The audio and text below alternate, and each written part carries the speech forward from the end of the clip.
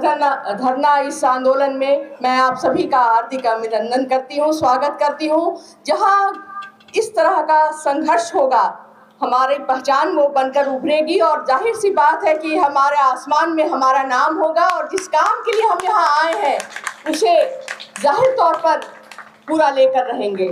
तो राठौर सर ने पहले ही आपको भूमिका बता दी होगी कि किनका किनके बाद आना है।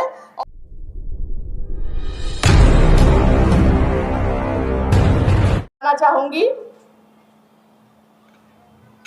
संघर्षों की एक जुबान होती है, संघर्षों की एक जुबान होती है, हौसलों से उड़ान होती है, कर्तव्य में हम पीछे नहीं थे, उसी से तो पहचान होती है। और आमंत्रित है श्री एस.एन. सिन्हा सर।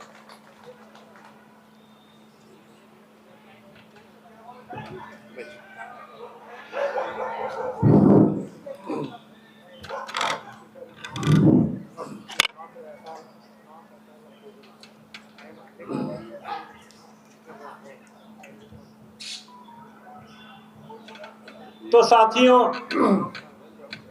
आज के धरना का आगाज हो चुका है। हमारे परम आदरणीय कार्यकारी अध्यक्ष माननीय श्री अब्दुल कलाम साहब ने शुरुआत कर दी है। मैं शुरू करूं, इसके पहले मैं चाहूंगा कि एक बार गगनचुम्बी नारा लगावे ताकि सबको मालूम हो सके कि जंतर मंतर पर कुछ हो रहा है। इनकलाब! इनकलाब! इनकलाब! इनकलाब! इनकलाब! तो मंच पर बैठे हुए हमारे संघ के कार्यकारिणी के अध्यक्ष, कार्यकारी अध्यक्ष श्री अब्दुल कलाम साहब, vice president doctor Vinay Kumar साहब, संघ के कन्वेनर एवं principal general secretary Shri P K. Singh Rathore साहब,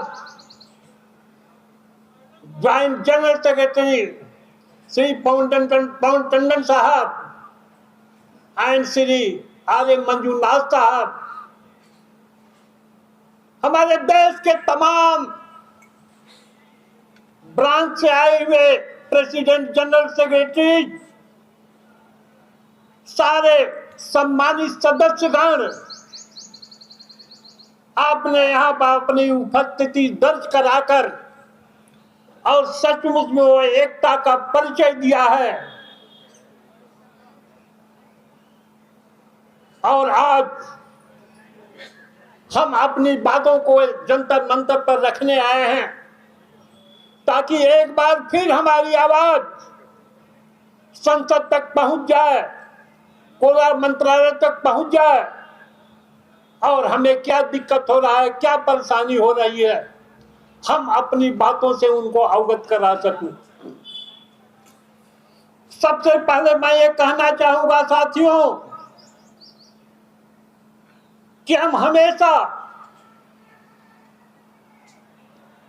एक डिसिप्लिन में रहकर काम करने वाले हैं। हमने घर से डिसिप्लिन सीखा, एक संस्कार सीखा, सर्विस के दरमियान डिसिप्लिन से काम किया और आज 60 साल से 90 साल के बीच के बैठे लोग यहाँ पर हैं। हमारे अंदर अनुशासन है, हम अपनी बातों को प्रेम से सबके सामने रखना चाहते हैं और अनुशासन से ही आज तक हमने बहुत सारे धरने किए, अपने आवाज को पहुंचाने का प्रयत्न किए। हमारी दमनकारी नीति नहीं है, हम किसी को गाली देने वाले नहीं हैं, हम एक प्रेम का रिश्ता लेकर अपनी प्रेम भरी बातों को, अपने जो हमारा दिक्कत हो रहा है उस दिक्कत को सुनाने के लिए यहाँ पर आए हुए हैं। आप भली प्रकार से जानते हैं कि सर्विस के दरमियान आपका कितना योगदान रहा। 45 से 48 डिग्री सेंटीग्रेड में इतनी प्रचंड गर्मी में आपने काम किया। देश को रोशन करने में आपकी अहम भूमिका रही और निश्चित रूप से आज भी आपके विचार अच्छे हैं ताकि कोल इंडिया दिन दूनी रात चौगुनी उन्नति करे, देश के विकास में सहयोग हो। जब हम आप काम कर रहे थे उस समय भी हमने लाभ अर्जित करके सरकार को दिया। आज भी लोग लाभ अर्जित करके सरकार को दे रहे हैं और भारत की नवरत्न कंपनियों में एक रत्न कंपनी कोल इंडिया है। हम अंशदान अपना देते थे, प्रोविडेंट फंड में, सीएमपीएफ प्रोविडेंट फंड में अपना अंशदान दिए थे, आज भी लोग दे रहे हैं। लेकिन एक चीज देखा जाए, जब हम लोग पेंशन संबंधी बात करते हैं तो दूसरे लोग भी देखकर हंसते हैं कि लगता है कि संसार की ये सबसे पहली संस्था है जहां पर एक बार जो पेंशन फिक्स हो गया दोबारा उसमें 1 रुपया भी बढ़ने की गुंजाइश नहीं होती। एक तरफ तो हमारा संगठन है, एक तरफ हमारा संगठन है कि संसार में अद्वितीय है और हमारा संगठन कार्य करने के दरमियान और रिटायर होने के बाद अंतिम सांस तक हम आपका साथ देता है। दूसरी तरफ हम इस बात से ग्रसित हैं कि सरकार एक बार जो पेंशन हम लोग की फिक्स कर दी और प्रोविजन रहने के बाद आज तक हमारे पेंशन में कोई वृद्धि नहीं हुई। इसके लिए कौन जिम्मेवार है? हम अपनी मांगों को उठाते आए हैं। सवाल यह है कि रिलेशन तब बना रहता है, आपस में प्रेम तब बना रहता है जब एक हाथ से दो एक हाथ से लो।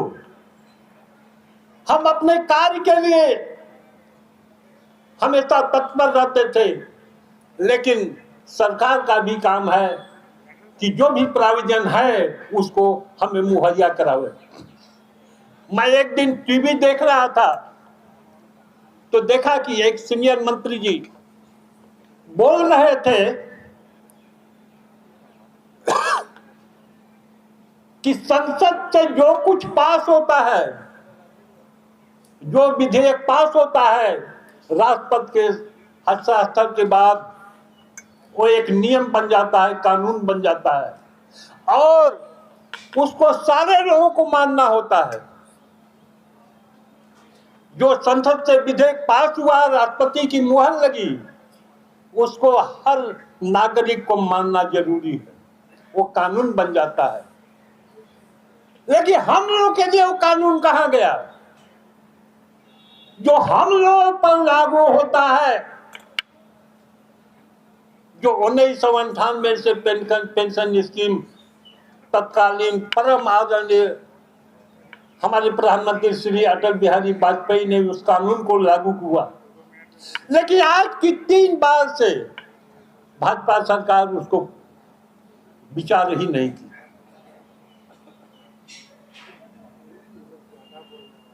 तो कहने का मतलब यह है कि एगो कहावत है ना कि पंडित जी के घर बना बैगन का सब्जी, और कथा में भी सुनाते थे कि बैगन नहीं खाना है। तब पंडिताइन जी पूछी कि आप क्यों खा रहे हैं? अरे कोई देख रहा है। वही कहावत है साथियों, संसद में आवाज दी जाती है कि ये नियम बन गया, देश के हर नागरिक को इसको मानना जरूरी है।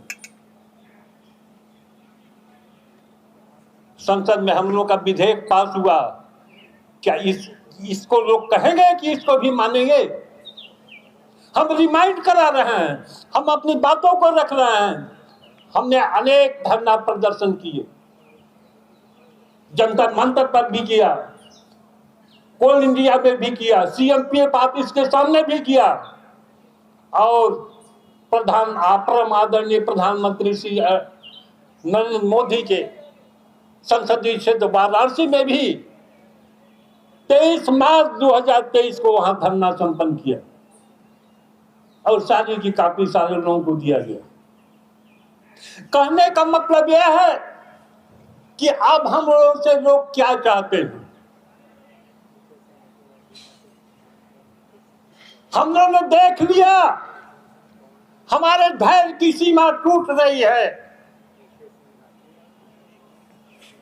और जब धैर्य की सीमा टूट जाएगी तो क्या होगा पता नहीं, क्योंकि सरकार तो वही लोग चलाते हैं जिसको जनता चुनती है। हम लोग उनका हर आदेश सहज स्वीकार कर रहे हैं, लेकिन जो संसद से बिल पास हुआ उसको इग्नोर न करें। किसी भी नदी का, डैम का बाढ़ टूटता है तो क्या होता है, अचानक बाढ़ आ जाती है, विनाश लीला शुरू हो जाती है।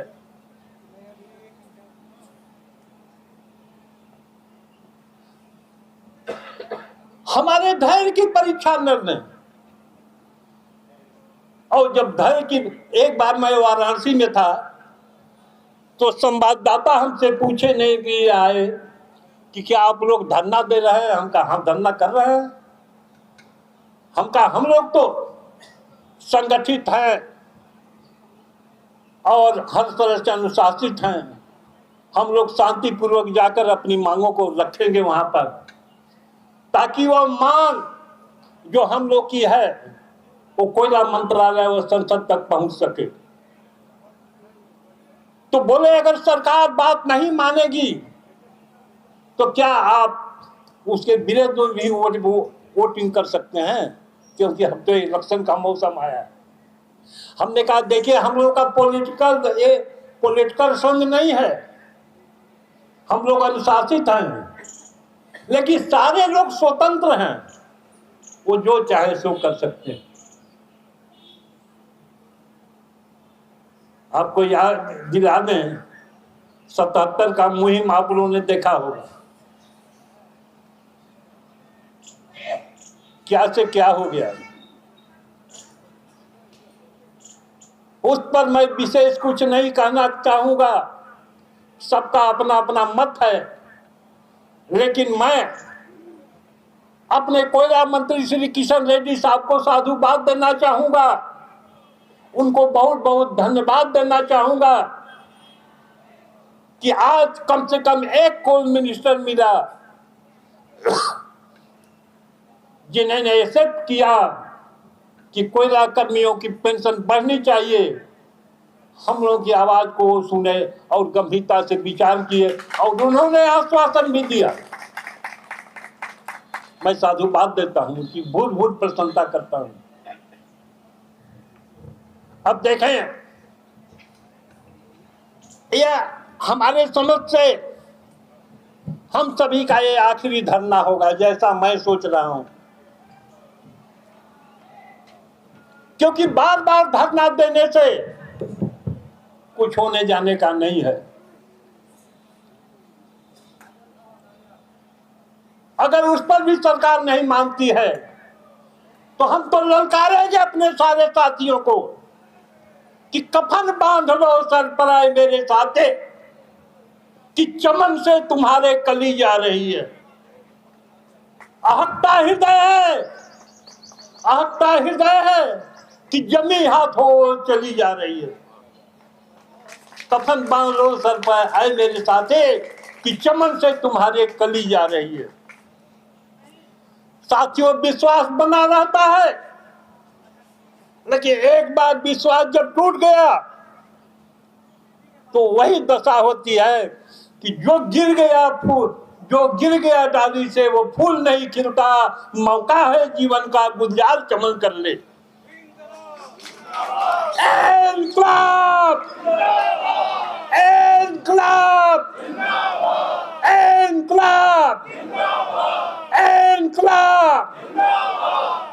साथियों, हरास होने की जरूरत नहीं है, थकान होने की जरूरत नहीं है। हम जैसे पहले थे वैसे आज भी बने हुए हैं। हम न कभी हारे थे न कभी हारेंगे। हम न किसी को कभी परेशान किए थे न अपने परेशान होने चाहते हैं। हम चाहते हैं कि हमारी जायज जो मांगे है सरकार उस पर विचार करके उसको माने और हमारी आगे धैर्य की परीक्षा न लें। जैसे कि मैंने पहले कहा कि बांध टूटता है तो आपदा आती है और बहुत कुछ नष्ट हो जाता है। अगर इन बूढ़े बुजुर्गों का, इन वरिष्ठ नागरिकों का अगर बददुआ आपको कहीं लग जाए तो हो सकता है कि आपका कहीं नामो निशान न रहे। इनकलाब, इनकलाब, इनकलाब। तो बहुत देर तक मैं सुना दिया और साथी मेरे हैं जो कि वो लोग भी सुनाएंगे। अध्यक्ष श्री कलाम साहब, राठौर साहब, श्रीवास्तव साहब, सिंह साहब, मंजूनाथ साहब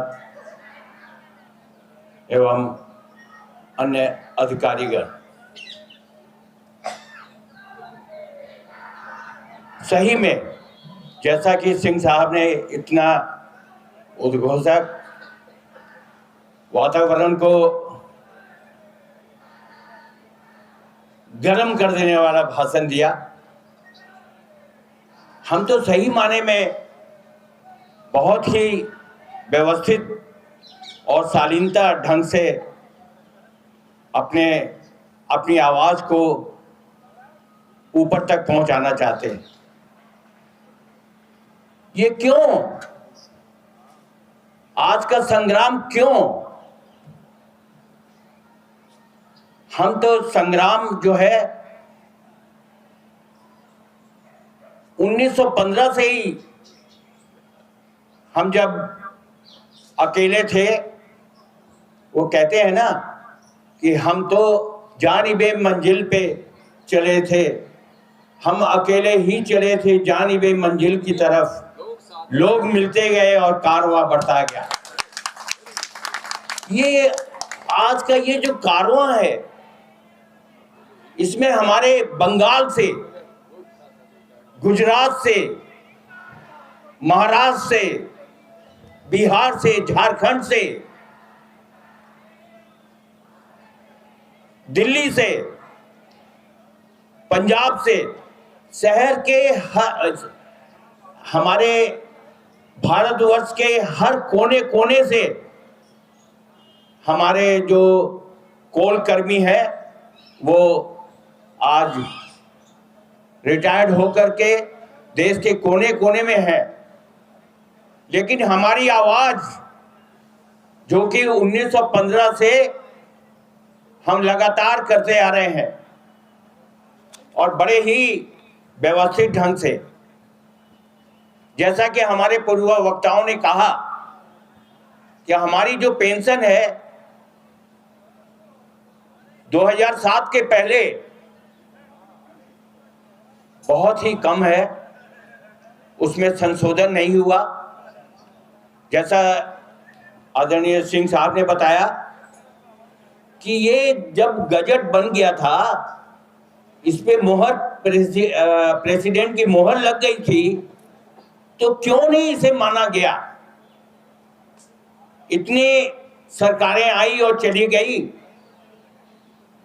1998 के बाद, लेकिन हमारी सुनवाई जो हर 3 साल में, 3 वर्षों में इसमें संशोधन होना था, वो नहीं हुआ। हमारे जमा किए हुए पैसे लूट लिए गए। मैं अपने बंगाल में कोयला के कर्मियों के घर में गया था और मुझे देख करके और उनकी बातें सुन करके कि साहब पेंशन इतना कम हो कि एक वक्त ही खाना मिलता है, एक वक्त में ही खाना। मुझे बड़ा दुख हुआ। पेंशन हालांकि मेरी भी बहुत कम है, मैं 2008 में रिटायर हुआ हूं, बहुत कम है। सोचिए उन लोगों को, हमारे 1.5 लाख पेंशनर ऐसे हैं जिनको कि अभी हमारे गर्जना के बाद में 1000 रुपया उनको मिलना शुरू हुआ है, वो भी अभी शायद पिछले महीने या 2-3 महीने के पहले ही लागू हुआ है। सोच लीजिए 1000 रुपए में क्या होता है। हमारे 5 लाख पेंशनर दर बेचारे की पेंशन बढ़ेगी, संशोधन होगा, इसी आशा में बहुत लोग हमारे साथ छूट गए, छोड़ के चले गए। तो मेरी सरकार से यही गुजारिश है कि हमारे इस आवाज को, जो कि हम बहुत शालीनता ढंग से कर रहे हैं, हमारी आवाज को सुनिए। पेंशन में जो संशोधन करना है उसको डीए के साथ में लागू करना है कृपया। और जैसा कि अभी आपने सुना कि हमारे कोयला मंत्री आदरणीय रेड्डी जी ने ये आश्वासन दिया है कि, और सही माने में हमारी जो आवाज है वो उन तक पहुंची है, उनमें भी खलबली है, पार्लियामेंट में भी उठाया गया है। और मैं धन्यवाद देता हूं हमारे जो चेयरमैन है, निवर्तमान चेयरमैन, सीएमडी और भी जो हमारे निदेशक महोदय हैं, उन्होंने आवाज प्रधानमंत्री तक पहुंचाई है। उनके लिए उनको बहुत ही साधुवाद। और आशा ही नहीं, पूर्ण विश्वास है कि ये धरना हमारा आखिरी धरना होगा। लेकिन यदि ये धरना सफल नहीं होता, हमारी आवाज नहीं सुनी जाती है, तो हम इससे भी उग्र रूप में आगे क्या कार्रवाई करेंगे। इन्हीं शब्दों के साथ मैं अपनी आवाज को विराम देता हूं। धन्यवाद। अभी आप श्री पवन टंडन जी का उद्बोधन सुन रहे थे और हर वक्ता के साथ जो उम्मीद जगी है हमारे में, और हम उम्मीद करते हैं कि ये धरना, जैसा हमें पहले भी पता चला कि ये अंतिम धरना होगा, इसके बाद हमारा रूप बहुत उग्र होगा। तो हम कोशिश करें कि वो समय ना आए और हमारी बात पहुंच जाए जहां तक पहुंचनी चाहिए। मैं अगले वक्ता को बुलाना चाहूँगी, श्री मंजूनाथ प्रसाद जी को, लेकिन उसके पहले फिर से एक बार 6ठे नंबर से आप हमारे साथ स्लोगन में आवाज मिलाएं। अब की बार पेंशन वृद्धि हो हमारी, यह आदेश करो जारी। कोयला कर्मी मांगे सम्मान, जब तक मांगे पूरी नहीं तब तक लड़ाई खत्म नहीं। और पूरे इस धरना प्रदर्शन का सार है यही 2 पंक्तियां, इन दोनों पंक्तियों में सारा निहित है सार, कि जब तक मांगे पूरी नहीं तब तक लड़ाई खत्म नहीं। पेंशन वृद्धि पर करो विचार, 3 बार की भाजपा सरकार। उम्मीद है अंतिम बार ये आवाज उनके दरवाजे तक जरूर पहुंचेगी। और अब न सहेंगे, अब न झुकेंगे, पेंशन वृद्धि लेकर रहेंगे। तो अपने इसी संकल्प के साथ मैं अगले वक्ता श्री मंजूनाथ प्रसाद जी को मंच पर आमंत्रित करती हूँ।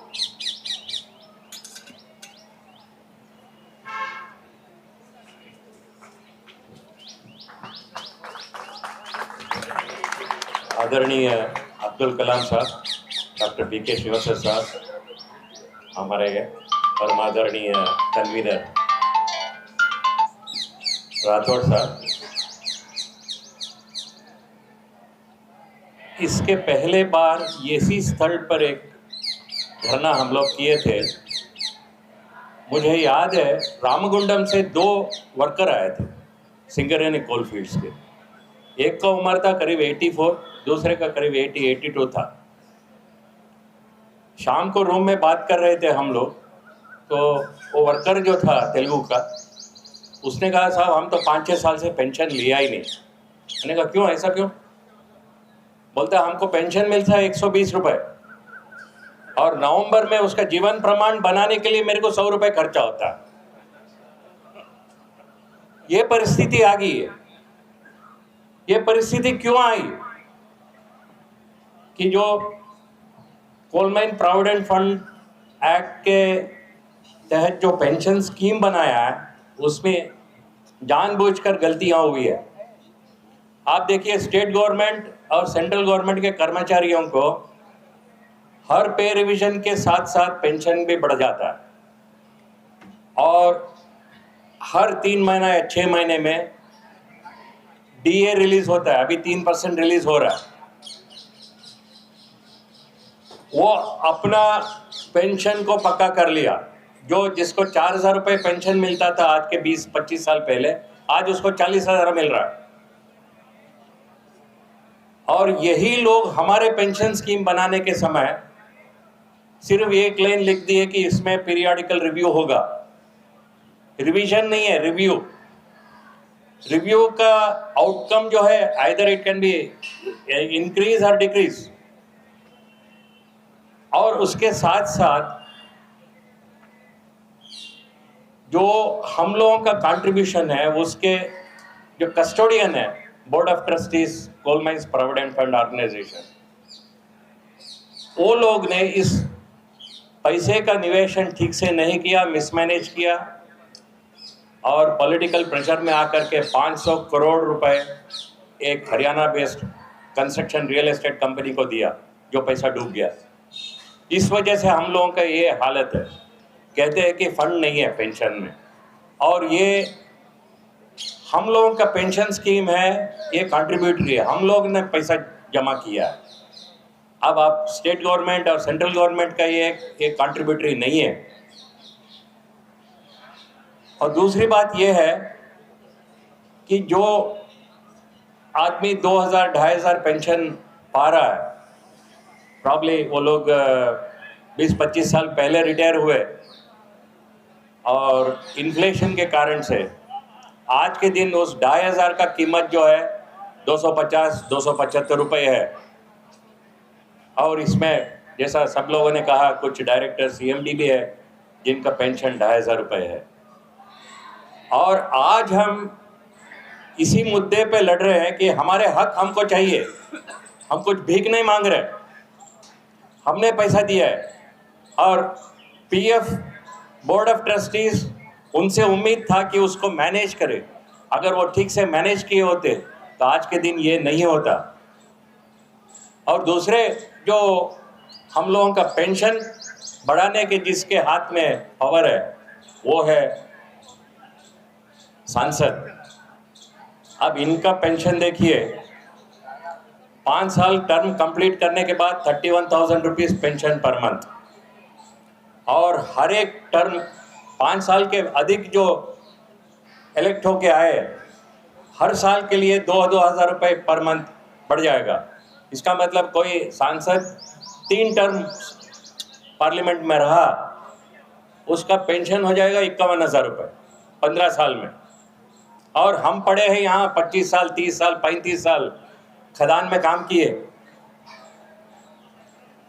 पूरी फैमिली की सैक्रिफाइस किए, जंगल में रहे, और ये लोग एसी रूम में बैठ के ऑल परक्विजिट्स उसके साथ काम किए, उनको 51,000 रुपये, और हमारे डायरेक्टर्स को, वर्कर को 120 से लेके 2,500 रुपये। ये कौन सा न्याय है? आज हमारा मांग यही है कि हमको हमारी हक दो, हमारा न्याय दो, और give us a chance to live respectably, decently. अब जो 2,500 में एक दवाई भी नहीं मिलता। एक उम्र के बाद आदमी का जो हेल्थ खराब होता है तो उसको सबसे ज़्यादा खर्च अपने दवाई के ऊपर होता है, ट्रीटमेंट के ऊपर होता है। अब मेरा अपील है सरकार के साथ कि इसको भी कंसिडर करिए, और हम लोगों का जो हालत है उसको दया दृष्टि करिए। धन्यवाद।